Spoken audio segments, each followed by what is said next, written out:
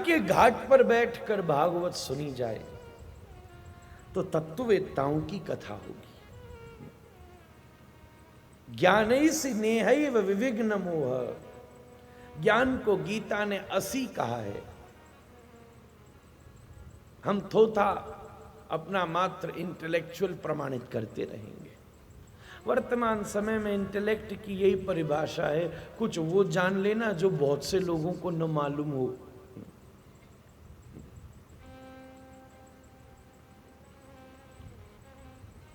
दूसरी तरफ वैराग्य का घाट है, जहां विवेचना शुष्क हो सकती है, पर इन दोनों से सम्मिलित तीसरा भक्तिमय गंगा का घाट है। वृंदावन की इस कथा तो गंगा के घाट पर चलेगी। ऐसे तो यमुना का किनारा है, पर तात्विक रूप से गंगा के किनारे हम आप सब बैठेंगे, जहां वैराग्य स्वतः आएगा, जहां ज्ञान की स्वतः प्राप्ति होगी, पर भक्ति के आश्रय को स्वीकार करके ज्ञान और वैराग्य को प्रसन्न करके श्रीमद् भागवत की अक्षुण्ण रसधारा में स्निग्ध होकर अपने जीवन के अलभ्य लाभ को प्राप्त करने का हम सभी प्रयत्न करेंगे। श्री भागवत जी का मुख्य विषय भी भक्ति ही है। जब नारद जी ने व्यास जी को ये भागवत जी प्रदान करी तो उनको साथ बैठकर ये स्मरण दिलाया कि जब ब्रह्मा जी ने मुझे ये ग्रंथ दिया था तो ये विचार करके दिया था। स्पष्ट ये कहा था,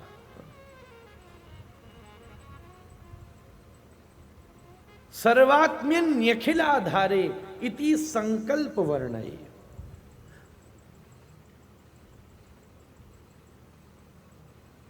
श्री भागवत जी का आश्रय नारद तुम लेना, पर इस विचार से लेना कि इसके द्वारा संपूर्ण विश्व में श्री भगवान के चरणारविंद की अटूट भक्ति की स्थापना हो। भक्ति जीवन को रसमय बना देती है। इति संकल्प, जैसे श्रोता कथा सुनने से पहले संकल्प लेता है ना, पुरोहितों ने विप्रों ने संकल्प दिलाया होगा। आप सब ने हाथ में चल चावल अक्षत पुष्प और भेंट रख के विष्णु विष्णु विष्णुराज्ञ प्रवृत्तमानस्य सब कहकर आदि आदि अपने संकल्प को का विचार करके जल छोड़कर कथा क्यों सुन रहे हो, इस संकल्प का निर्णय किया होगा। चाहे वो निष्काम हो, निष्काम होना भी एक संकल्प है। ये मन में ये संकल्प धरा कि मेरी कोई इच्छा नहीं है इस कथा को सुनने के पीछे, ये तो रहा श्रोता का संकल्प। पर व्यास गद्दी पर बैठने वाले प्रत्येक वक्ता का संकल्प निश्चित है। क्या?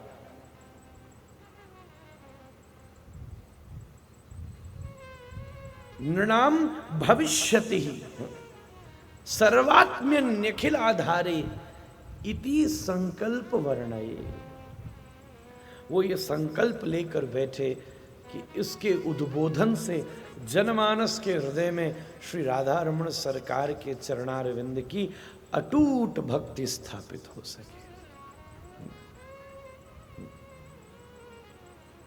ये उसकी बात है, उसके आश्रय में और सब प्राप्त होगा।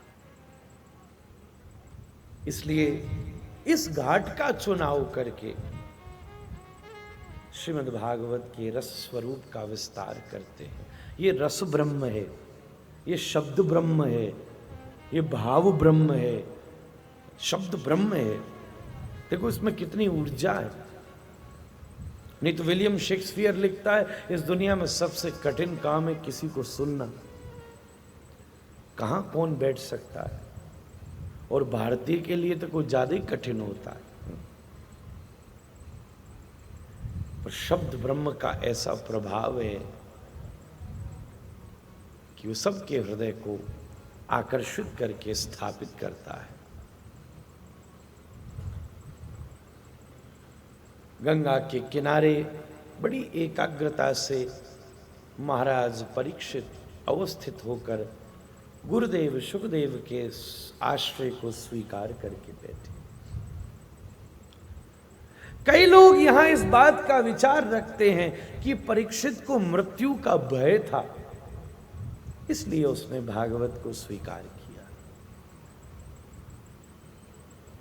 एक चीज मुझे बताएं, ये तो सुखदेव जी ने पहले भी कह दिया था, और कथा सुनने के बाद ऐसा भी नहीं हुआ कि वो न मरा हो, पर उसने अपनी मृत्यु को मुक्ति बना लिया। ये उसके हाथ में था। यहां विचार विशेष है। ऐसा तो नहीं था कि कथा सुनने के बाद तक्षक ने कहा चलो रहने दो भाई, या उसने आके काटा और उसके काटने का प्रभाव न पड़ा। वो तो पड़ा। बदला क्या? उसकी स्थिति बदल गई। विवेकी व्यक्ति वो नहीं होता जो मृत्यु को टालने का प्रयत्न करता है, क्योंकि तुम कितनी टाल लोगे? आज के बाद 1 साल, 1 साल नहीं तो 10 साल, 10 साल नहीं तो 100 साल। विवेकी व्यक्ति वो नहीं होता जो मृत्यु को टालने का प्रयत्न करता है। विवेकी व्यक्ति वो होता है जो मृत्यु को सजा लेता है, इसकी सजावट कर लेता है, इसे सुधार लेता है। विलियम जोन्स लिखता है, on the parent knees a naked newborn child crying thou but all around this smile, live the life like that at your final sleep, you must smile but all around the weep। ये जीवन की उपलब्धि है। मेरा सांवरा निकट हो जब प्राण तन से निकले।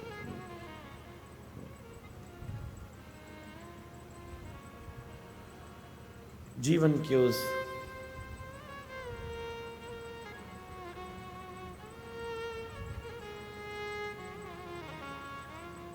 हर संदर्भ में, हर क्रम में, हर दिव्यता में इस बात की सूक्ष्म संवेदना का अनुभव करना चाहिए। एक बात तो पक्की है, दुनिया के जितने साधक हैं, जितने तपस्वी हैं, जितने व्रती हैं, जितने भजनानंदी हैं, ये सब यही प्रयत्न करते हैं कि ये मृत्यु ऐसी हो कि ब्रह्म साक्षात्कार इसमें संभावित हो जाए। तो यही तो लक्ष्य है। गोविंद मेरी यह प्रार्थना है, भूलो न मैं ना कभी तुम्हारा, निष्काम हो के दिन रात गाऊं, गोविंद दामोदर माधवेति, गोविंद दाम यह प्रार्थना है, भूलो न कभी तुम्हारा, निष्काम दिन रात गाऊं, गोविंद दामोदर माधवेति। हे कृष्ण है यादव है सखेति, गोविंद दामोदर माधवेति। हे कृष्ण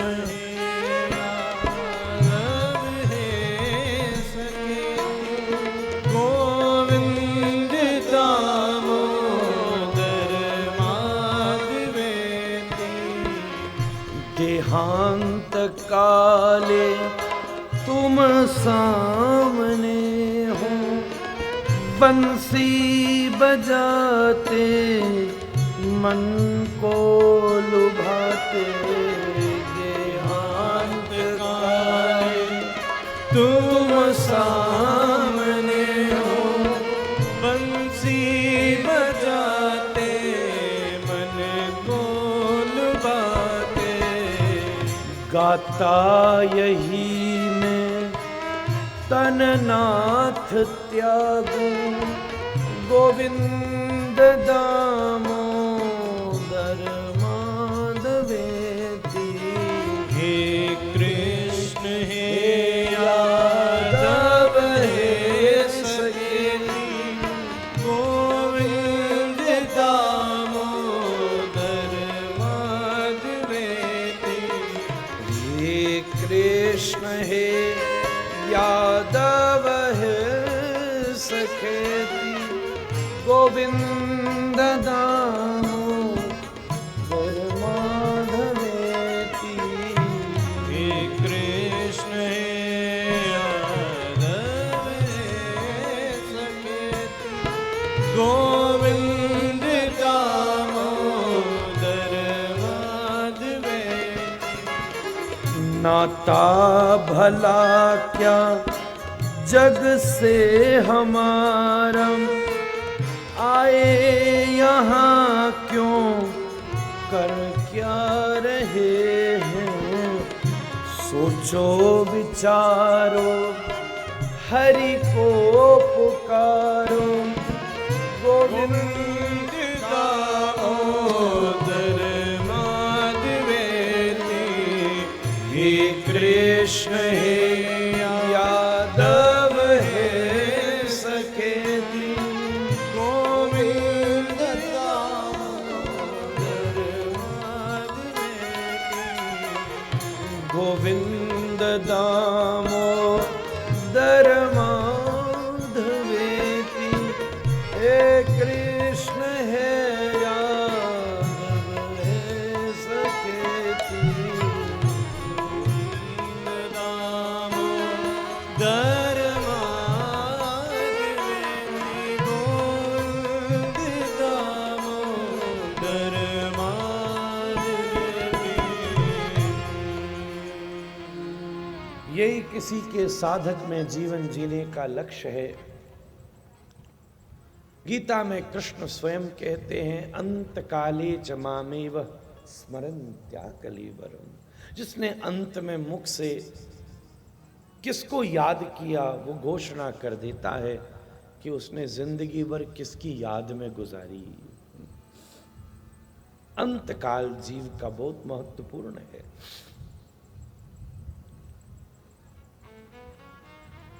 परीक्षित की कथा सुनने का लक्ष्य मृत्यु का भय नहीं है, बल्कि मृत्यु की तैयारी है। उसने सुखदेव जी से प्रश्न क्या किया, हे प्रभु एक मरणासन्न व्यक्ति का क्या धर्म है।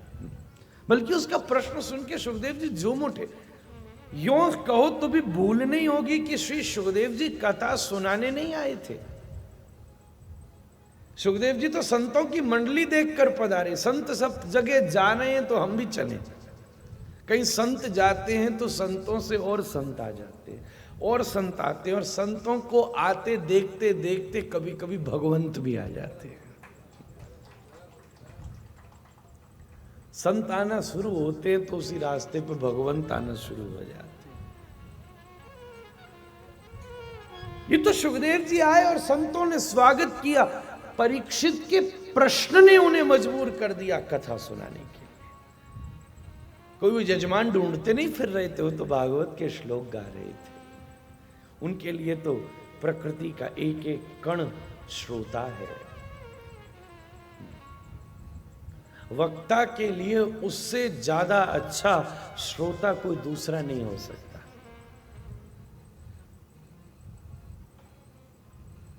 तुम्हारा हृदय वक्ता हो और तुम्हारा अंतःकरण श्रोता हो, तुम्हारा विवेक वक्ता हो, तुम्हारी बुद्धि श्रोता हो। ये सब सूक्ष्म वक्ता श्रोता के स्वरूप है। सुखदेव परीक्षित ने प्रश्न ही ऐसा पूछा कि बाबा झूम गए। वाह राजन, वरिया नेश ते प्रश्न कृतो लोक हितम नृपः। तुम्हारे प्रश्न ने, ये प्रश्न पूरी दुनिया का कल्याण कर देगा। और यहां प्रश्न शब्द का प्रयोग किया। एक बात ध्यान से सुनिएगा, प्रश्न और जिज्ञासा में बंधुओं भेद होता है। ये तो स्वयं अध्यापिका नहीं है, सभी, हाँ, यहां सब मेरे सामने टीचर्स बैठे हैं और मैं सबसे बड़ा स्टूडेंट हूं यहां। प्रश्न और जिज्ञासा में एक फर्क होता है। परीक्षक प्रश्न पूछता है। अंग्रेजी के पास एक ही शब्द है, क्वेश्चन, बस, क्वेरी, क्वेश्चन, इंक्वायरी। पर हिंदी में और संस्कृत में इन दोनों शब्दों के मूल्यों में भी फर्क है। कहने का मतलब, जो व्यक्ति विषय जानता है और वो अगर दूसरे से उसके बारे में पूछे तो वो प्रश्न है। अध्यापक विषय जानता है और जब वो विद्यार्थियों से पूछता है तो ऐसे नहीं पूछता कि उसको नहीं मालूम। भाई फलानी चीज बताइए, क्लासरूम में टेस्ट होता है, प्रश्न आता है, प्रश्न पुस्तिका आती है, क्वेश्चनेयर आता है, टेस्ट लिया जाता है, ये सब प्रश्न पूछते, भाई कौन जवाब देगा? और प्रश्न का उत्तर होता है, जिसको उस प्रश्न के उत्तर के विषय में मालूम होगा वो हाथ खड़ा करेगा और उसका जवाब दे देगा, और जो जवाब नहीं देगा पर उसका क्या होगा वो तो आप सब भुगते हो। जिसने टीचर की मार नहीं खाई उसने उसका जीवन ही नहीं बना, मार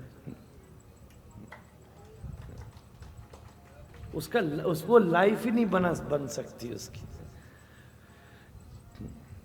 जिसने मैया के और गुरु जी के डंडा न खाए, सच सीधी बात है, मैया के भी डंडा खाए और गुरु जी के भी डंडा खाए, अध्यापकों के भी खाए, वो अध्ययन कर ही नहीं पाया। जब 2 4 5 जब तक हाथ में न पड़े, अब आजकल तो यही गुनाह हो गया। कैसा देश, ये भारतीय संस्कृति का स्वरूप नहीं है। हाँ, एक्सप्लॉयटेशन गलत है, मैं उसे स्वीकार करता हूं। अध्यापक का स्वरूप भी एक कुछ अलग है। आज बहुत अनिवार्य है भारतवर्ष के अध्यापकों को समृद्ध करने की, बहुत आवश्यकता है। The whole education system has to be amended, पूरा का पूरा। आज वो आपको अच्छा एम्प्लॉय तो बना सकता है, लीडर नहीं बना सकता। एक वही फिक्स्ड, बल्कि मैं तो ये भी मानता हूं महाभारत के संपूर्ण युद्ध का आधार भी एक अध्यापक भी है, और उस अध्यापक की विचित्र स्थिति है। भारतवर्ष को इस विषय को समझना चाहिए। जैसा आप बैठे आज,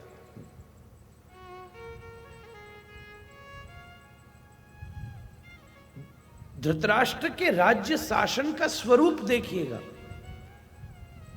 जहां द्रोणाचार्य जैसा उच्च कोटि का विद्वान, द्रोणाचार्य कोई सामान्य विद्वान नहीं है, द्रोणाचार्य जैसा उच्च कोटि का विद्वान, और उसके पास इतनी सुविधा नहीं है कि वह अपने पुत्र को गैया का दूध पिला सके। ध्यान से सुनिएगा, उस समय के एडमिनिस्ट्रेशन सिस्टम का फेलियर यहां से प्रमाणित होता है। उस समय के राजा का फेलियर यहां से प्रमाणित होता है कि द्रोण जैसा विद्वान अपने पुत्र को गैया का पवित्र दूध नहीं पिला सकता, और वो आटे में पानी मिला के उसे दिया। एक दिन जब मित्र के यहां वो दूध पीकर आता है तो रो पड़ता है। एक गृहस्थ में जी रहा आचार्य और क्या करे, उसके पास द्रुपद के पास गया तो उस समय के राजाओं की स्थिति सोचिएगा, उसने धक्का देके निकाल दिया। तू मेरा मित्र, एक राजा मित्रम केन दृष्टम सुतम वा, तू नंगा भिखारी कहता है मुझे द्रुपद का मित्र, धक्के देके निकाल दो। न किसी ने सहयोग किया, न किसी ने सुविधा दी, तो अंत में बचा क्या? बचा क्या? धृतराष्ट्र के यहां नौकरी। ये एक राज्य शिक्षक हैं, बस एक राज्य गवर्नमेंट टीचर हैं, राज्य शिक्षक हैं, अगर आज की परिभाषा में कहूं तो मैं। अब राज्य शिक्षक राजपुत्र का शासन कैसे करेगा? बल्कि उल्टा होता था। द्रोणाचार्य अगर दुर्योधन को डांटें तो मालिक के पास नेगेटिव चीज जाती है, और अगर युधिष्ठिर को डांटे और अर्जुन को माने तो दुर्योधन भी बड़ा खुश, वाह, रिपोर्ट जाती, पिताजी गुरुजी बहुत अच्छे हैं, यही रहने चाहिए। इसी वजह से पांडव पांडव बन गए और दुर्योधन दुर्योधन रह गया। वर्तमान समय में जिस प्रकार भारत सोल्जर्स के लिए संवेदनशील हुआ है, मैं तो ये भी विचार करता हूं विद्वान, प्रौढ़ और समाज सेवी शिक्षकों के लिए भी भारत को सेवा के लिए आगे बढ़ना चाहिए। तो खैर, मेरे को मौका लगा तो मैं बीच में फिसल के बोल गया, पर मैं कहना कुछ और चाहता हूं। विषय को जानने वाला व्यक्ति प्रश्न करता है। प्रश्न शब्द अलग है, जिज्ञासा अलग है। जिज्ञासा का उत्तर नहीं होता, जिज्ञासा का समाधान होता है। दोनों शब्दों के जोड़ी शब्द हैं। जिज्ञासा का समाधान है, प्रश्न का उत्तर है। विषय को अध्यापक जानने वाला जब कुछ पूछे तो वो प्रश्न है। पर अपनी अध्ययन प्रक्रिया में किसी चीज, किसी जटिल वस्तु को न समझने पर जब कोई स्टूडेंट टीचर के पास आए तब वो कहता है मेरी एक जिज्ञासा है गुरुजी, समाधान करें। विषय को न जानने पर उसके बारे में पूछना जिज्ञासा है। ब्रह्मसूत्र कहता है अथा तो ब्रह्म जिज्ञासा। क्या ब्रह्म को आप सब लोग जान चुके? क्या उसका अनुभव कर चुके? नहीं है, तभी तो उसके विषय में जिज्ञासा पूछी जा सकती। ब्रह्म के विषय में प्रश्न नहीं पूछा जा सकता, जिज्ञासा करी जा सकती है। दोनों में भेद है। जानकार व्यक्ति कुछ पूछे, जो विषय को जाने और उस पर पूछे। जैसे मैं कुछ जानता कुछ नहीं हूं, फिर भी गुरु कृपा से जो थोड़ा सा भागवत जी में प्रवेश मिला है, व्यास गद्दी पर बैठा हूं और मैं सब श्रोताओं से कुछ पूछूं, बताओ जी प्रहलाद जी को किसने बचाया? एक अध्यापक की तरह विषय को जानने वाला व्यक्ति पूछे तो प्रश्न है। अब श्रोताओं में जो जानता होगा वो हाथ, आई होप यहां तो सब जानते ही होंगे। कोई न जानता हो तो मुझसे जरूर मिले बाद में। प्रहलाद जी को किसने बचाया? जरूर मैं मिलना चाहूंगा। श्री नृसिंह भगवान ने उस पर कृपा करी। पर अगर मेरे हृदय में कोई ऐसा प्रश्न जागृत हो जिसके विषय में मैं अनसुना हूं, अनजाना हूं, अपरिचित हूं, और ये चीज कई बार श्रोताओं से भी वक्ता पूछ लेता है, अपने गुरु से भी पूछ लेता है, अपने सहयोगियों से भी पूछ लेता है, ग्रंथ से भी पूछ लेता है। कभी मन में कोई चीज ख्याल में ही नहीं आए तो तुरंत ग्रंथ पलटना पड़ता है। वो जिज्ञासा का स्वरूप है। तो परीक्षित ने तो ये नहीं कहा कि मैं प्रश्न पूछ रहा हूं, पर शुभदेव जी ने उसको कहा वर्यानेश ते प्रश्न कृतो लोक हितम नृप। राजन, तेरे द्वारा पूछा हुआ प्रश्न जगत का कल्याण कर देगा। कहने का मतलब यह है, परीक्षित संकेत कर रहे हैं कि राजन, जो तूने पूछा है वो तू जानता भी है। क्या परीक्षित भागवत नहीं जानता? अरे जो कृष्ण को जानता हो उसके लिए भागवत जानना कोई बड़ी बात है। जिसने मां के पेट में श्री कृष्ण का संदर्शन कर लिया हो, जिसके पुरखों का रथ गोविंद ने चलाया हो, जो दुनिया चलाता है ना, इसके बाबा का रथ उसने चलाया है। पार्थ परीक्षित कथा सुनता है नहीं सुनता ये तो नहीं मालूम, पर परीक्षित की कथा हम सब सुनते हैं। दुनिया में दो प्रकार के लोग होते हैं, एक जो कथा सुनते हैं, एक वो जिनकी कथा सुनी जाती है। इसकी स्थिति पर विचार करिएगा। सुखदेव जी कह रहे हैं तू विषय से चिर परिचित है, तेरा प्रश्न सुंदर है और तेरे प्रश्न ने मेरे मन को अत्यंत उत्साह प्रदान किया, अत्यंत उत्साह। भागवत जी में कई बार परीक्षित के द्वारा पूछी हुई बातों को विद्वानों ने इसी प्रकार समाधान किया है, और एक तो सबसे चिर परिचित प्रश्न है परीक्षित का, चिर परिचित। रास पंचाध्यायी के मध्य मैंने कहा था आपसे, मैं कोशिश करूंगा कि प्रतिदिन, क्योंकि शरद पूर्णिमा से कथा चल रही है, हर विषय में कुछ रासलीला का इशारा करता चलूंगा। क्योंकि परीक्षित के प्रश्नों की बात है तो उसने रास पंचाध्यायी में भी एक प्रश्न पूछा है जिसने सच कहूं तो बड़े बड़े विद्वानों को हिला दिया है, और परीक्षित की स्थिति को लेकर लोगों में आश्चर्य पैदा हुआ है। 29वें अध्याय में परीक्षित जो प्रश्न पूछता है,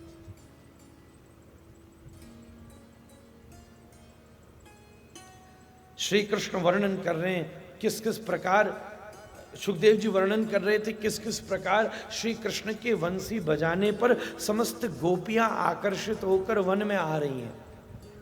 वर्णन यहीं तक पहुंचा था कि तुरंत परीक्षित ने हाथ उठा लिया। गुरु जी एक मिनट एक बात पूछनी है। हाँ बोलो। परीक्षित कहता है, कृष्णम विदुपरम कांतम न तु ब्रह्मतया मुने गुण प्रवाहो परमस तासाम गुणदियाम कथम। आश्चर्य है, कई लोग तो सिर खुजाने लग गए कि परीक्षित कहां सुखदेव जी रस के किस स्तर की बात कर रहे थे, कैसी आ रही हैं, कौन कहाँ है, क्या बंसी बजी, क्या क्या छोड़कर आ रही हैं, और जैसे कोई भोजन कर रहा हो, करते करते कोई कंकड़ी आ जाए दांत के नीचे। परीक्षित का रस की धारा में प्रश्न बड़ा अचंभित करने वाला है। परीक्षित कहता है, सुखदेव जी एक बात बताइए। हाँ बोलो बेटा। ये गोपियां जिनके विषय में आप कह रहे हैं, ये गैया चराने वाली, कंडा थापन वाली, माखन बनने कारण वाली, ये ऊंचे ऊंचे घाघरा पहनन वाली, ये जो ठाकुर जी के पास आई हैं, ये कृष्णम विदु परम कांतम, श्री कृष्ण को अपना परम कांत, कांत शब्द का अर्थ स्वामी भी होता है, प्रिय भी होता है, अपना पूरा अधिकार जिसे दे दिया गया हो। Now you have full right on me, जिस पर आकर सब कुछ अंत वही कांत, जिस पर सब खत्म, कांत स्वामी। अलग, बड़ा अलग सा शब्द है कांत। कांत शब्द दास स्वामी के लिए कम प्रयोग होगा। प्रिया मतलब दो बिल्कुल बराबर से हों, ध्यान से सुनिएगा, दो बिल्कुल इक्वल हों और उनमें भावना के अनुसार एक प्रेम में दूसरे को अपना सारा अधिकार सौंप दे।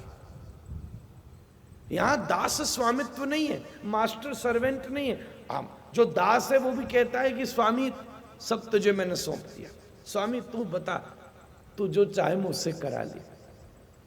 कांत का स्तर दास स्वामी के स्तर से थोड़ा ऊपर है, अलग है। दो लोग बराबर हैं, बिल्कुल एक से हैं, शारीरिक स्तर पर, आयु के स्तर पर, मानसिक स्तर पर, व्यवहारिक स्तर पर, वैचारिक स्तर पर, आत्मसंवेदना के स्तर पर। भगवान श्री कृष्ण रास कर रहे हैं और सामने से शिव पधारे हैं। हरि और हर में कोई भेद नहीं है। पर उसके बाद भी हर उन्हें अपना कांत स्वीकार करते, कांत हुआ। स्वामी शब्द में एक अलगता है, कांत एक अलग शब्द है।